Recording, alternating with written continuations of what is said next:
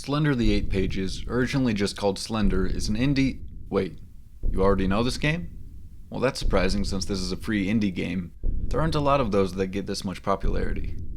So as you probably know, this is a game where you walk slowly through the woods collecting pages while the Slender Man chases you. And the more pages you have, the more aggressive he gets. It's a simple concept and it's well executed, with great sound design that maintains a dark and foreboding atmosphere. The only real problem with the game is the Let's Play bait jump scares. But even with that, this game is fantastic. It builds a lot of tension and doesn't waste time with story or character. It's so good that it inspired fan knockoff games, and lots of them, which is the main reason why I don't like this game anymore. But it's not really a problem with the game itself, it's much more of a problem with the game's popularity. So let me put my hipster glasses on because I liked the Slender Man mythos before the game came out. Which is to say, before it was cool. Now don't get me wrong, I don't dislike the game now just because it's popular, but in order for me to properly explain it, I need to give a Slender Man history lesson. So I'm going to give a spoiler warning here, but it's not a normal spoiler warning. I'm not going to spoil the game, I'm going to spoil Slender Man. Because in order for me to explain myself, I need to explain what Slender Man is, where he came from, and why. And not knowing that can be what makes Slender Man interesting. So if you don't want to know, click away, find another video. Okay? Okay. So back in 2009, there was a thread in the Something Awful forums where people were making fake paranormal images to leak to the internet as real. It was there that Victor Surge created these 2 images, and referred to the entity as the Slender Man. And it totally wasn't a knockoff of the Tall Man from Yahtzee's Chizo mythos, specifically Trilby's notes. What, it goes deeper? No! The Slender Man images from that thread were the only ones that really caught on. And man, did they catch on. They inspired tons of photoshops and creepypastas, and each one put their own spin on the story, creating a semi-consistent mythos, which really helped in making it seem like a real urban legend, because many of the stories lined up, but they were never exactly the same. There was room for hyperbole and false evidence, just like there is in more popular urban legends like, Sasquatch or something. But at the same time, it is kind of obvious that the Slender Man was invented relatively recently. I mean, according to the stories, he's been around for hundreds of years, but a sign of his presence is that technology malfunctions. And he even wears a modern business suit. What, does he kidnap people just to stay up to date with current fashion? Well, maybe. In 2010, the photoshops have been done, the creepypastas have been done, but no one had made false video evidence, at least none that became popular. And that's when Marble Hornets was created. Marble Hornets is essentially a series of found footage films on YouTube that revolve around the Slender Man, or the Operator, as he's called in that, which I think is actually a better name. It's more ominous. What is he operating? I don't know. And once again it inspired knockoffs, and the ones that put their own twist on things got relatively popular. Some of the more popular ones are Tribe 12, Everyman Hybrid, and Dark Harvest. But in my opinion, none of the other series are nearly as good as Marble Hornets. And that's how it was. There was a relatively small group of people, and most of them knew the mythos really well, and would add to it. And most people pretended that it was real, because that's way more fun, and it could potentially convince newcomers of Slender Man's existence. It was all about creating an awesome urban legend together. It wasn't just one of those money-grabbing urban legends, like mooses. Then in 2012, Slender came out. It's its own thing, of course, but it seems to be loosely based on several aspects of Marble Hornets. I mean, Marble Hornets spends more time in the woods than most of the other YouTube series. The tunnel is an iconic location in Marble Hornets. The building in Slender resembles the burned-down hospital. This big red silo could be a reference to the Red Tower. These big tanks are straight up from Entry 22, and all those pages you collect in Slender originally came from Marble Hornets. I'm just surprised that none of the pages in the game have the operator symbol on them. But the reason why they're in the game at all is kind of unclear. I mean, in Marble Hornets, Alex seems to use them to ward off the operator, like hanging them up above his bed to protect him while he sleeps. But in Slender, there isn't a real reason why they're out in the woods, or why you need to collect them, or why the Slender Man is more likely to get you if you have more pages. It doesn't really make sense.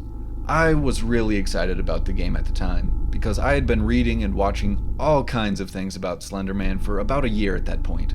And like I said, the game is fantastic, except for the jump scares. And then it picked up a ton of popularity when people started making Let's Plays.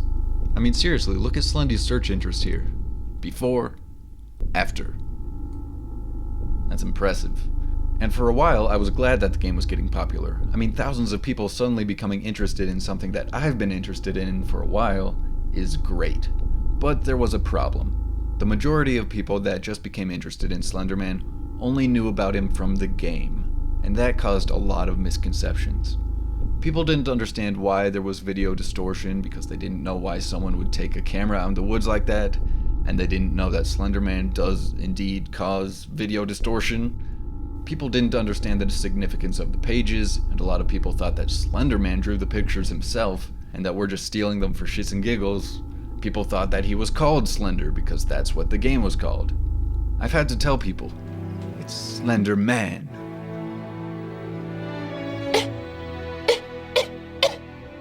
Slender Man. People thought Slender Man would eat you when he catches you, and that doesn't even make sense. He doesn't have a mouth.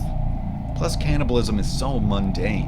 What makes Slender Man scary is the ambiguity of what he does, and the fact that he has such a deep and intricate mythos, and he feeds off of paranoia, so the more you investigate, the closer he gets.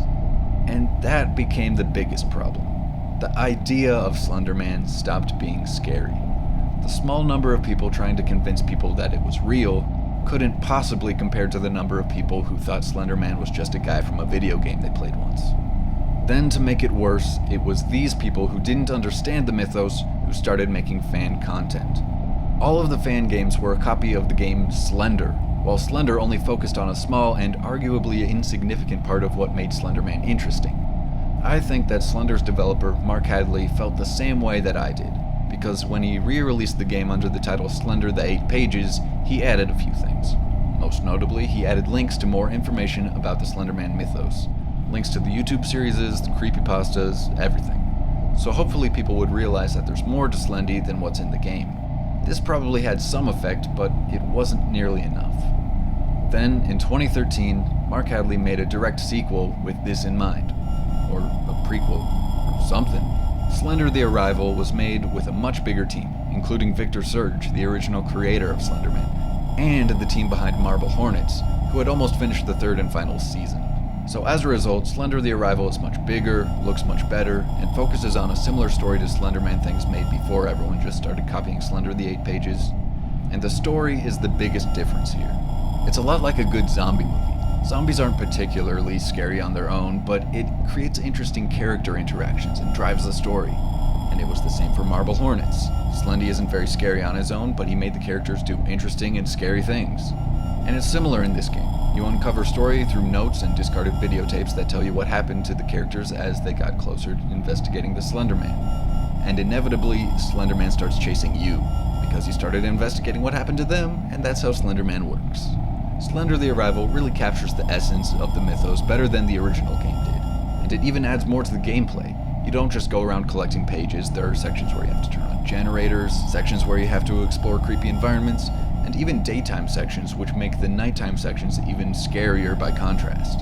It also added some new enemies, Slender Man's Thralls, which was always a great part of other Slender Man stuff because they present a more physical threat than Slender Man can.